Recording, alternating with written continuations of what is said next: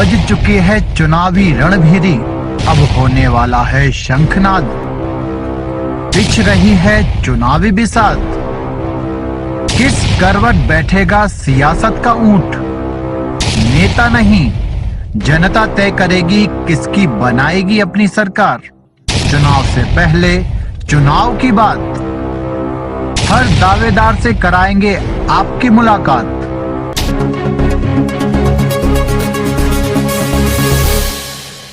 नमस्कार, आदाब, सत श्री अकाल। मैं हूं प्रशांत भूपेंद्र सिंह और आप देख रहे हैं RMST भारत। आप सभी लोगों को पता है लोकसभा चुनाव होने हैं, 7 मई को वोटिंग है।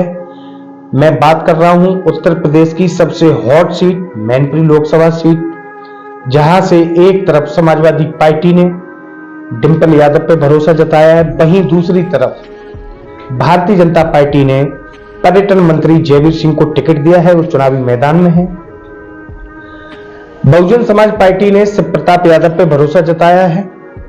हम लगातार आपको कवरेज दिखा रहे हैं, क्या स्थिति है, क्या माहौल है। इसी को लेके आज हमारे स्टूडियो में एक ऐसे शख्स मौजूद हैं जिनके बारे में मैं जितना कुछ बोलूं वो कम होगा, क्योंकि लगातार समाजवादी पार्टी के लिए डोर टू डोर चुनावी कैंपेन करते हैं। आप सभी लोग उनसे परिचित हैं, बहुत फेमस व्यक्ति हैं वो।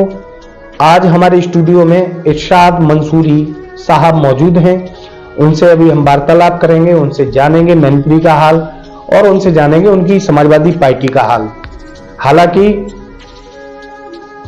7 मई को यहाँ वोटिंग होनी है, समय हमारे पास भी नहीं है और समय उनके पास भी नहीं है। मैंने ज्यादा रिक्वेस्ट की उनसे, तो आज उन्होंने हमें समय दिया है, तो उनसे हम बात करेंगे।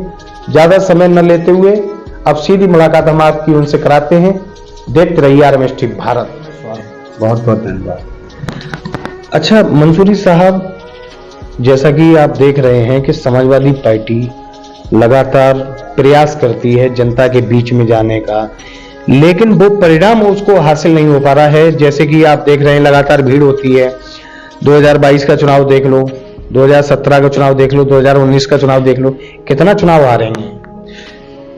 देखिए 2022 के चुनाव की मैं बात करूं तो हमारे 100 से ज्यादा प्रत्याशी 500, 1500, 1000 इन मतों से हारे हैं। और रही बात 19, 22, आज 24 है, जनता जो है भारतीय जनता पार्टी से उब चुकी है और जनता अब मन बना चुकी है इंडिया गठबंधन को जिताने का। मैनपुरी लोकसभा इस समय उत्तर प्रदेश में सबसे हॉट सीट मानी गई है। एक तरफ भारतीय जनता पार्टी ने पर्यटन मंत्री जयवीर सिंह को टिकट दिया है, आप उन्हें हल्का प्रत्याशी समझते? देखिए पर्यटन मंत्री जी और डिंपल यादव जी में बहुत डिफरेंस है। डिंपल यादव जी लोकप्रिय नहीं, पूरे भारत की नेता है और यहाँ जो अंतराल पहले था उससे कई मतों से ज्यादा जीतेंगे। 3 लाख मतों से ऊपर से यहाँ जीत होगी, मैं इतना जानता हूँ। और मैं डोर टू डोर कैंपिंग कर रहा हूँ इस शहर में भी और पूरे जनपद में। अभी कुछ दिनों पहले की बात है, जयवीर सिंह से हमारी बात हुई थी, तो उन्होंने कहा था, मैंने उनसे सवाल रखा था मैंने कि डिंपल यादव 2,88,000 वोटों से जीती थी, तो आप उनके सामने कैसे हैं, आप तो बहुत कमजोर प्रत्याशी हैं। तो उन्होंने हमसे ये कहा था कि नेताजी मुलायम सिंह यादव की सिंपैथी में वोट पड़ा था। अब नेताजी है नहीं, सिंपैथी भी खत्म हो गई है। अब आपको कैसे लगता है कि डिंपल चुनाव जीत रही है? आज भारतीय जनता पार्टी से लोग त्रस्त हैं। उनने जो भी वादे किए आज तक कभी पूरे नहीं हुए। लोगों को ये मानना है और कहना है कि भारतीय जनता पार्टी ने देश की जनता को छलावा के अलावा कुछ नहीं दिया। भारतीय जनता पार्टी एक दूसरे को लड़ाने का काम करती है, एक दूसरे को आपस में जात पातियों में बांटने का काम करती है। इसलिए अब इंडिया गठबंधन को ही सत्ता में लाना है। वहीं दूसरी जगह जैसा कि योगी आदित्यनाथ जी ने कहा है कि एक बार 2017 में भी 2 लड़के आए थे, अब 2024 का चुनाव है, तो आपको क्या लग रहा है ये लड़के कुछ कर पाएंगे यूपी में? योगी आदित्यनाथ जी का ये जो लड़के का जो अल्फाज है वो बहुत ही गलत है। अब वो लड़के नहीं हैं, वो परिपक्व हैं। पूरे देश में 4000 किलोमीटर की माननीय राहुल गांधी जी ने जो है पद यात्रा की है, उसके बाद न्याय यात्रा निकाली है, और माननीय राष्ट्रीय अध्यक्ष जी हमेशा लोगों के संपर्क में रहते हैं और हमेशा जो है लोग गरीब और मजदूर किसान इन सब की बात कहते हैं। तो ये वो टाइम चला गया है, वो जो बच्चा पप्पू लड़के ये शब्द जो है बेईमानी है। अब ये सारी चीजें नहीं चलेंगी जो उन्होंने पहले पेश की थी। भारतीय जनता पार्टी लगातार आरोप लगाती है कि समाजवादी पार्टी जो है वो गुंडों की पार्टी है। भारतीय जनता पार्टी जो ये आरोप लगाती है कि समाजवादी पार्टी गुंडों की पार्टी है, कल विगत माननीय राष्ट्रीय अध्यक्ष जी का मैनपुरी में रोड शो था, उसके बाद जो हुआ वो किसी से छुपा नहीं है। तमाम भारतीय जनता पार्टी के लोगों ने जो उपद्रव मचाया है और समाजवादी पार्टियों के जो कार्यकर्ता थे उनकी गाड़ियों को रोक के उनको तोड़फोड़ की, उनके साथ मारपीट की है, उससे जनता बहुत त्रस्त है। अब इस चुनाव में समाजवादी पार्टी की प्रत्याशी माननीय सांसद डिम्पल यादव जी, जो अंतराल पहले था 2,88,000 से जो जीती थी, अब 3 लाख से ऊपर से मत जीत होगी। अच्छा एमपी साहब, चूंकि आप समाजवादी पार्टी से बहुत पुराने जुड़े हुए हैं, उत्तर प्रदेश में समाजवादी पार्टी को कोई याद भी नहीं मिला, केवल घर परिवार के लोग लड़ा दिए। देखिए, मेरा अपना मानना है जितने भी भारतीय जनता पार्टी के लोग हैं, परिवारवाद कहाँ नहीं है। क्या अमित शाह जी का परिवारवाद नहीं है? क्या अन्य जो है जो भी दल में रहे हैं उनका परिवारवाद नहीं है? सारे लोग परिवारवाद में उलझे हुए हैं, कहाँ परिवारवाद नहीं है? अगर परिवारवाद की बात करते हैं तो माननीय राष्ट्रीय अध्यक्ष जी ने कहा है, अगर परिवारवाद की बात करोगे तो आप किसी से वोट न मांगे, परिवार से भी न मांगे। आपका जो परिवार है क्यों मांगते हैं लोग? कहाँ परिवारवाद है? ये हमारे जो है नेता बहुत ही लोकप्रिय हैं, इनकी लोग जनता खुद मांग करती है, तब ये चुनावी मैदान में आते हैं, ना कि जो है अपनी मर्जी से ये चुनाव में आ रहे हैं। अच्छा, एक बहुत सरल सवाल, इंडिया गठबंधन उत्तर प्रदेश में उत्तर प्रदेश में कितनी सीटें ला रहा है? जी 40 प्लस जी 40। अखिलेश जी कह रहे हैं हम 79 लेके आ रहे हैं, आप कह रहे हैं 40 प्लस। देखिए, एक सीट पे केवल संघर्ष है बस। सॉरी, राष्ट्रीय अध्यक्ष जी का अपनी सोच है, मैं जमीनी कार्यकर्ता हूँ, वो बड़े नेता हैं, मैं केवल कार्यकर्ता की हैसियत रखता हूँ, जो मैं देख रहा हूँ मैं उसकी बात कर रहा हूँ। अच्छा, मैं आपसे एक बात कहूँ कि समाजवादी पार्टी की सरकार में 5 ऐसे कार्य बताओ जो आपको लगेगा हाँ समाजवादी पार्टी ने इसका विकास किया है। 5 ऐसे। समाजवादी पार्टी ने आपको 100 टाइल दी, ठीक है, 108 थी, लैपटॉप दिया, 3 हॉस्पिटल दिए, 4, और आपको जो है देश का सबसे बड़ा जो है एक्सप्रेस वे दिया, कन्या विद्याधन दिया। मैं आपको 6 गिना दिया, 5 की।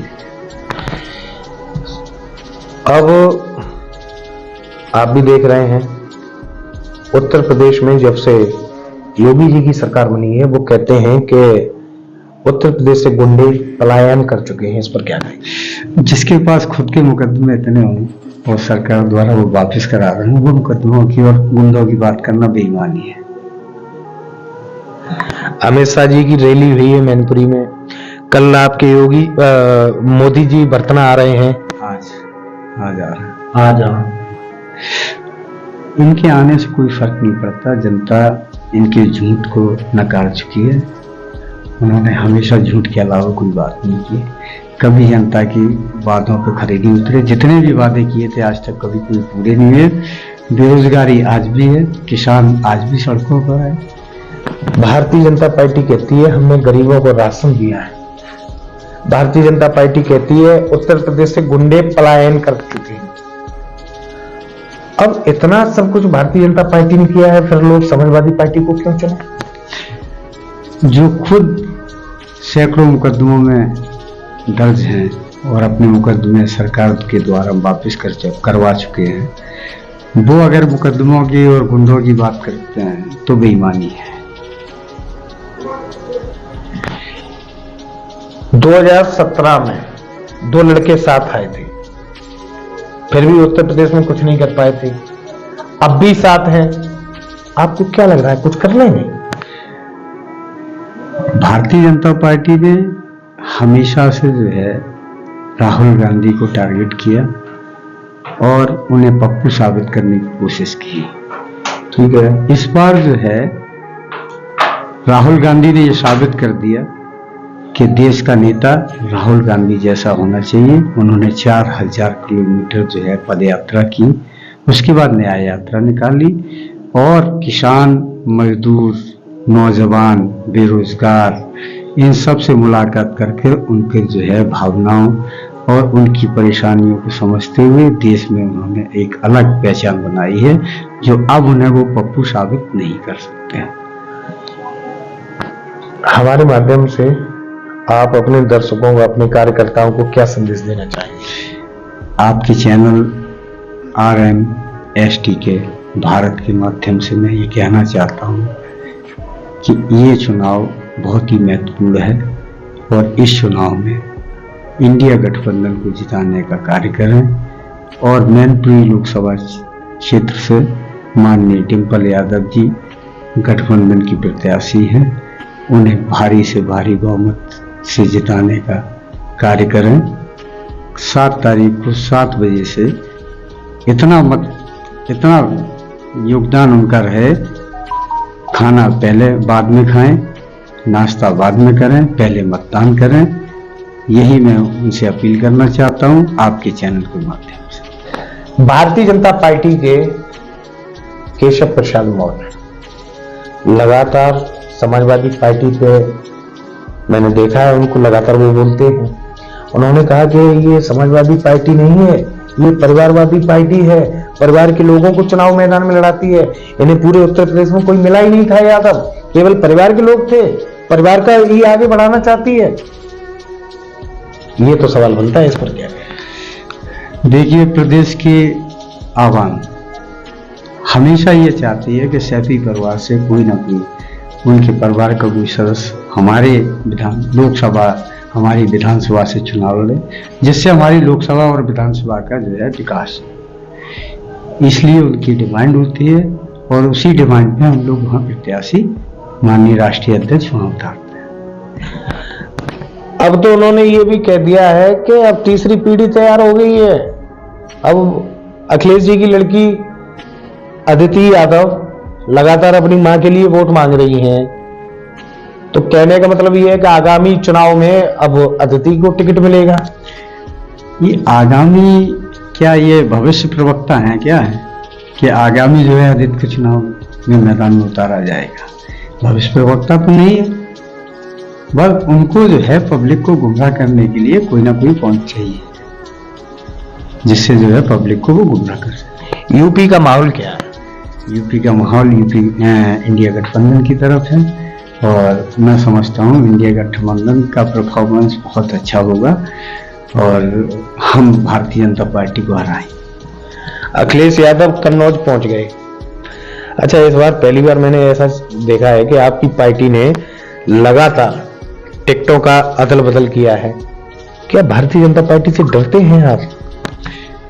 ये जो भी टिकटों का जो बदलाव हुआ है वो जनता की मांग पे हुआ है। जैसे कि आप कन्नौज पे कहना चाहेंगे कि जो है माननीय तेज प्रताप यादव जी का टिकट हुआ था, उसके बाद काट के माननीय राष्ट्रीय अध्यक्ष जी स्वयं चुनाव लड़ रहे हैं, तो वहाँ वो जनता की मांग थी कि वहाँ जो है राष्ट्रीय अध्यक्ष ही चुनाव लड़े, इसलिए स्वयं राष्ट्रीय अध्यक्ष जी जो है चुनाव वहाँ से कन्नौज से लड़ रहे हैं। आखिरी और अंतिम सवाल, समाजवादी पार्टी के राष्ट्रीय मुखिया अखिलेश यादव जी कन्नौज से कितने वोटों से लीड करेंगे? मैं समझता हूँ प्रदेश में सबसे अच्छी जीत माननीय राष्ट्रीय अध्यक्ष की। तो ये थे समाजवादी पार्टी के सक्रिय कार्यकर्ता, लगातार जो है चुनावी कैंपेन करते हैं। इरशाद मंसूरी नाम है इनका और प्यार से लोग इन्हें एमपी साहब कहते हैं। हालांकि एमपी बनने के लिए लोगों को बहुत मेहनत करनी पड़ती है, लेकिन लोग इन्हें एमपी साहब के नाम से भी जानते हैं। आगे ऐसे ही हम आपको और भी इंटरव्यू कराते रहेंगे। तब तक देखते रहिए RMS भारत। जय हिंद, जय भारत।